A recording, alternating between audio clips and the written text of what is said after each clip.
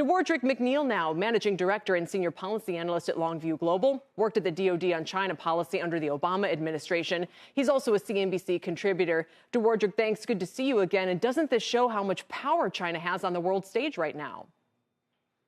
Thanks for having me this evening, Kelly. I don't want to beat up Jamie Dimon, who's in the white hot lights tonight on this issue.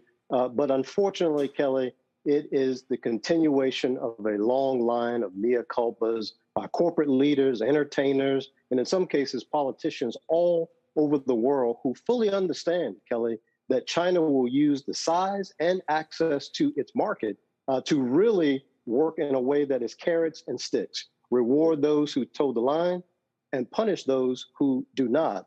And Kelly, the Biden administration is going to have a real problem as they continue to try and rebalance the U.S. bilateral economic relationship with China, because there's an overdependence and in some cases, Kelly, an overexuberance from corporations and investors about access to China's market. And China knows this, Kelly, and they have weaponized market access and have turned it into quite an effective tool of economic statecraft. And this has complicated the risk, reward, and cost calculus for companies doing business in China, begging the question, are the short-term gains worth the long-term pain? And in the case of JPMorgan, Kelly, it is clear that Jamie Dimon, who has a lot at stake as he's looking to gain 100% control of a foreign management asset JV in China, he's made it clear from this apology twice now, as you point out, that he's all in on China despite the political and reputational risk, Kelly. Right. I think you highlight the difficulty of this situation, especially for businesses at a time when, social issues are becoming more and more important. So human rights abuses in China would seem to run afoul of what people want to see from good corporate stewardship. And yet so many companies say it's none of their business to get involved with foreign affairs and seem to also be rewarded for that stance.